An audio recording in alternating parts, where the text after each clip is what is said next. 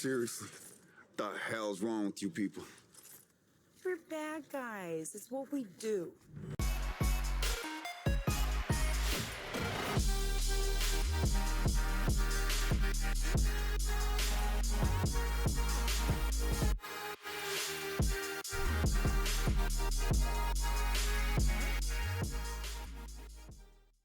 Hey, what's going on, guys? So, a few weeks ago, or maybe it was a few months ago, I don't remember honestly, DC started this new anthology series called Batman One Bad Day.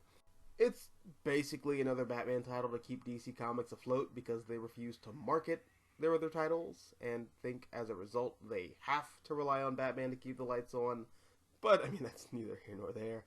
The point is, Batman One Bad Day is yet another Batman-adjacent title, this time focusing on Batman's iconic rogues gallery.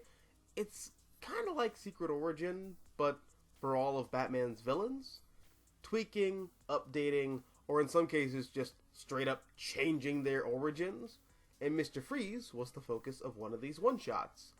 And in a story written by Jerry Duggan and drawn by Matteo Scalera and Dave Stewart, it's retconned that Mr. Freeze, and by extension his wife Nora, aren't simply this poor, put-upon victim couple of capitalism. Things are actually a little more fucked up than that. So, instead of the popular convention, Victor's wife is sick, and he places her in cryogenic stasis until they can find her a cure, it's revealed that Victor and Nora had a pretty terrible marriage. Nora was a free spirit who loved going out and loved having fun, while Victor was the opposite. But this didn't mean that she didn't still enjoy herself. Nora still went out, she still went to parties, she still had fun, just without Victor. And this made Victor untrusting of his wife. He was always worried that he was out cheating on him and stuff like that. So when Nora became sick, instead of allowing her to die gracefully, Victor placed her in this suspended state of living death. And he prefers her this way, because now he has complete dominion over her. And it's really creepy, it's really weird, it's downright fucked up, and it seems like everyone hated this new origin for Mr. Freeze because it made him less sympathetic. Everyone except for me. I really like it, and I like it for two reasons. The first being, I am not a fan of how the Batman the Animated Series characterization and character continuity for Mr. Freeze was carried over into the comics.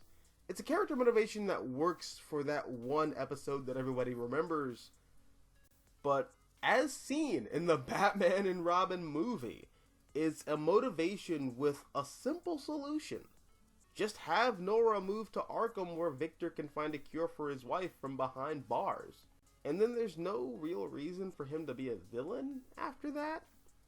And I don't know, man. I think that's a problem when it comes to mainstream superhero comics, because you need recurring villains.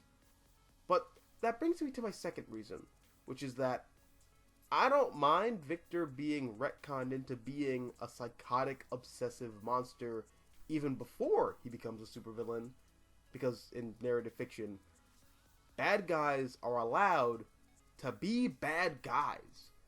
It's kind of the whole point of them being bad guys, right?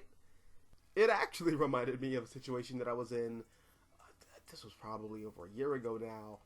Comic book Twitter got really mad at me because a bunch of people on there seemed to have discovered the Judas Contract, and they were really angry with Slade Wilson, Deathstroke, the antagonist of that story, whose endgame is to murder a bunch of children, had a very inappropriate sexual relationship with Tara, who was one of the new characters that Marv Wolfman and the late great George Perez introduced in the pages of their new Teen Titans run. So Deathstroke rapes this very underage child, and the reveal of it all is very disturbing and uncomfortable. You have this 13, 14-year-old girl with her face caked in makeup, well, she's smoking a cigarette because she's trying to appear older than she is, because she has a very shallow understanding of what maturity is. All the while, she's seductively wrapping her arms around this fucking 65-year-old man. Spoilers for the Judas Contract, by the way, this 40-year-old comic, which has been adapted twice. But, you know, still, spoilers, I guess. In any case, the scene is gross and weird, but it's supposed to be gross and weird. Because Deathstroke is an international assassin hell-bent on killing a bunch of children by any means necessary, including grooming and sexually abusing a psychologically and emotionally fragile and traumatized teenage girl. Because, you know, he's the bad guy. So I pointed out the absurdity of trying to cancel Deathstroke for being a bad guy by saying, bad guys do bad things. More news at 11. Or, you know, something like that. And people lost their shit. There were some pretty big accounts on there calling me a pedophile sympathizer and all sorts of craziness. But, like, these characters are bad guys. They're antagonists. The whole point of comic book supervillains is to represent some sort of societal existential threat for the hero, who stands on behalf of the people, to overcome and destroy or dismantle or lock away. Bad guys should be doing bad things. They should be saying horrible things. They should represent the more unsavory qualities of human nature. It's the reason why they exist in the first place. It's the reason why I don't like this fairly recent trend of taking supervillains and giving them redemption arcs. Not that I don't think it works in some cases, but I think for the most part, redeeming or trying to redeem certain characters shows a profound lack of understanding into not only why that character is a villain in the first place, but also why that character works in opposition to the hero or the heroes they serve as an antagonist to. And why that winds up being an equal disservice to both the hero and the villain respectively. Prime example, Black Adam. Black Adam is a genocidal fascist tyrant who allowed the power of Shazam to corrupt him absolutely. Every horrible thing he does proves not only why he's a formidable villain, but also why Billy Batson, Captain Marvel, works as a hero. Because he didn't allow absolute power to corrupt him in the same way that Black Adam did.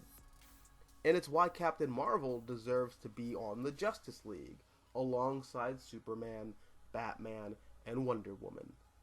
And it's also why putting Black Adam on the Justice League undercuts all of that. Same deal with Harley Quinn, who is also a member of the Justice League at this point, basically. Because apparently, being a psycho serial killer is fine, as long as you're quirky or say that you're sorry. And, I don't know, I think the problem here, the reason why so many people nowadays freak out when bad guys actually act like bad guys, is because for the past 20 or so years, there's been this major push in pop culture, especially mainstream superhero comics, to take a step back and say, well, you see, what if the bad guy wasn't really a bad guy? You know, it's that sympathy for the devil concept, which I think can work and has been proven to work. But the reason I think those narratives work so well is because despite how relatable and endearing those characters were and could be, the narrative never lost sight of the fact that the characters we're following are still morally reprehensible people. And that's a level of narrative maturity and self-awareness that I haven't seen in comics for quite some time. And it's the reason why I think we're seeing so many people clutch their pearls and say things like, Oh my god! Why is Mr. Freeze abusing his wife? How could Dr. Light rape Sue Dibney? Why on earth would Homelander say the N-word? Because they're bad guys. And bad guys are allowed to do bad things. I don't know. Am I wrong? Am I crazy? Am I the one who's lost the plot here? Let me know down below in the comment section. Also, if you like this video, hit the like button, share, support the channel, and if you want to see more content like this, all you have to do is subscribe. I am the Mystical Green Beanie. Thank you for watching, and as always, until next time, adios nachos, adios.